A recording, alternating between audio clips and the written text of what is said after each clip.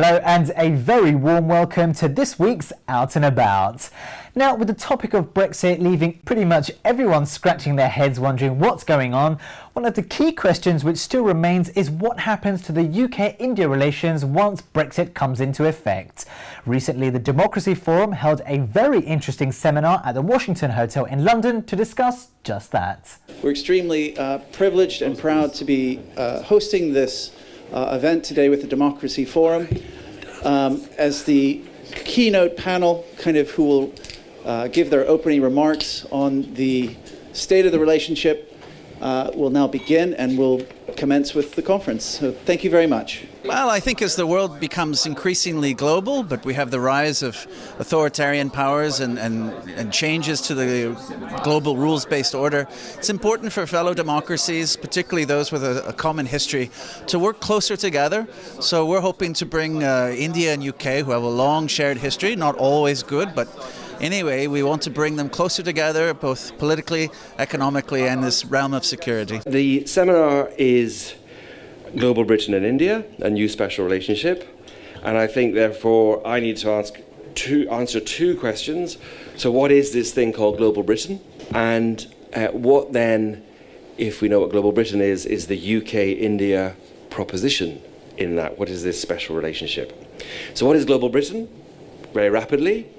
What we say, what we hold true to, is that it is an open, inclusive and outward-facing Britain, playing a leading role in the world, having a new partnership with Europe, reinvesting in its relationships with elsewhere in the world, championing free trade and international justice, and standing by a set of values, those being human dignity, human rights, freedom, democracy and equality. So that's Global Britain in some very short headlines.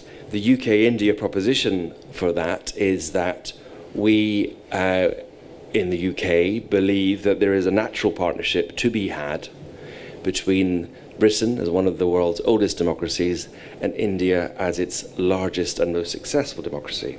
We have a shared set of values. It was Prime Minister Modi who was good enough to give us the phrase "a living bridge" between our two countries, a phrase we have been mercilessly prosecuting ever since.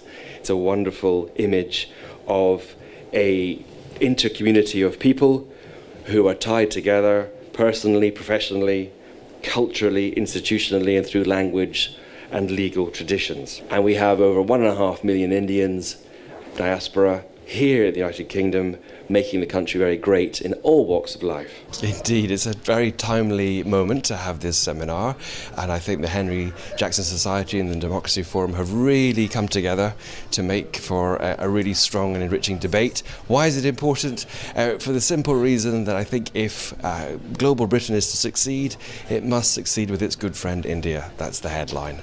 And what we had with Prime Minister Modi's visit only recently to the United Kingdom was a strong affirmation of our relationship in a post-Brexit world, centred around a technology partnership above all, but it goes much wider than technology.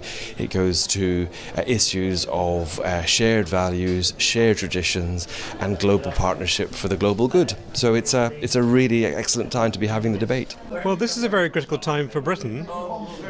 It has obviously a relationship with India which stretches back almost to the 17th century, where Britain is going to find itself having to negotiate a whole series of free trade treaties and probably considering new strategic alliances, specifically with countries in the Asia-Pacific region. And India is going to be a very prominent target. There's no doubt that the pipeline of diplomatic activity between India and the UK has begun to flow much more freely in the last 5 years. And the Democracy Forum and its sister publication, Asian Affairs, have been following this process of increasing engagement very closely. I think what I'd like to do is interrogate what is so special about the UK-India relationship, because while there's a lot of potential, what we see in reality is a lot of problems. So what I'd like to do is discuss some of the dissonance that we're seeing at the moment between, on the one hand, this trade rhetoric that says, whether it's Theresa May or Liam Fox, it's really important for us to have a relationship with India vis-a-vis what they're actually doing when it comes to visa allocations, the visa process, and some of the anti-terrorism legislation that we're seeing being used at the moment to deport highly skilled migrants. So my argument is that actually, unless you're able to bridge these different narratives and find a way forward that talks about what's in the best interest of both countries, then the UK is in danger of losing a special relationship. There is a special relationship, question mark. I don't think one can assume that it is a special relationship, because I think there are particular issues at the moment that are putting this relationship under strain that one should take seriously, think about in the round, in order to think through, okay, well, how do you strengthen the relationship than assume it's a strong relationship? So when we say the UK, well, who do we mean? Is it the UK of Theresa May and Liam Fox, who say this is an important trading partner? We have a shared history, we have shared values. We want to capitalize literally on these historical links. Or is it the Theresa May who refused under ministerial pressure to lift the cap on Tier 2 professional visas and under immense pressure then did a U-turn? Is it the Home Office that insisted on counting students within net migration figures? So I don't think we can discount this, because the reality is, since these immigration reforms have come into place, what we have seen is a dramatic reduction in the number of Indian students who are willing to come to the UK to study. And even though there's been a slight increase recently, in net figures it's only a few thousand people. And I think it matters. There was a British Council report that said to Indians, what is the appeal of the UK as a destination country? And number one was education. So certainly you can look at those figures and think there's a sense that the UK is not welcoming of Indian students. It's a very timely discussion, and I compliment the organisers for putting this event together. We are at a very interesting conjuncture of history, with Britain seeking to define for itself and then navigate a refashioned role for itself in the world post-Brexit, and India, with which Britain has had, to state the obvious, long-standing historical links, and India being also poised as an emerging power on the global stage, how this self-redefinition of Britain and its role in the world can connect to India's emergence and India's aspirations. Let me try and pick up where Champa was heading and highlight a few key and perhaps unnecessary irritants. There are three everyday irritants that I'll flag up. First of all, between 2012 and 2018, the number of student visas for higher education granted to Indian students, and therefore of the number of Indian students who come to the UK to go to university at either the undergraduate or the postgraduate level, has more than halved. From over 30,000 6 years ago to just around 15,000 or so today.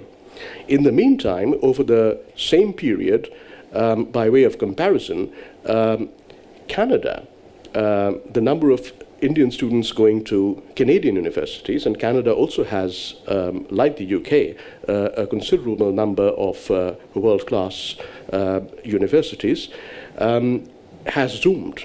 It's kind of gone through the roof, to the extent that as of this year, the number of Indian students going to Canada for higher studies is 6 times the number coming to the United Kingdom.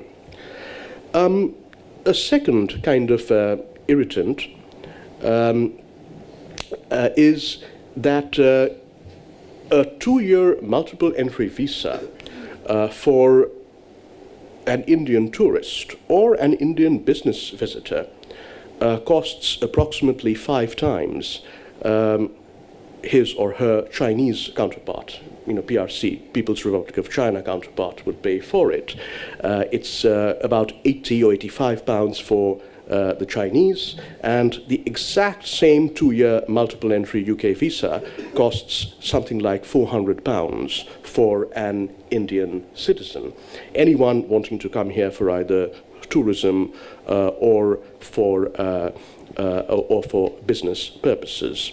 Well, I think this is a very important time for the world to find out how well India is performing in terms of its economy. On paper, it looks fantastic, the fastest growing economy in the world, and there's been a huge amount of increased international investment in India. You've seen that in many sectors, in the railway industry, in healthcare and so on. But clearly there are still a lot of challenges to doing business in India, and that's something which is causing reservations, I think, to further investment. I've been making a list of some of the achievements which I think we've seen in the past few years under the Modi government. Has any country in the world attempted such a large-scale reform programme and such sweeping, wide-impact legislation across a very complex system?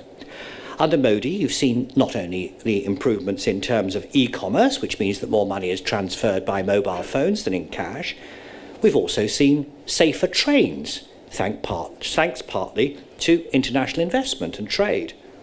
More reliable insurance as a result of greater international competition, much less government paperwork. A lot of government services are now available online.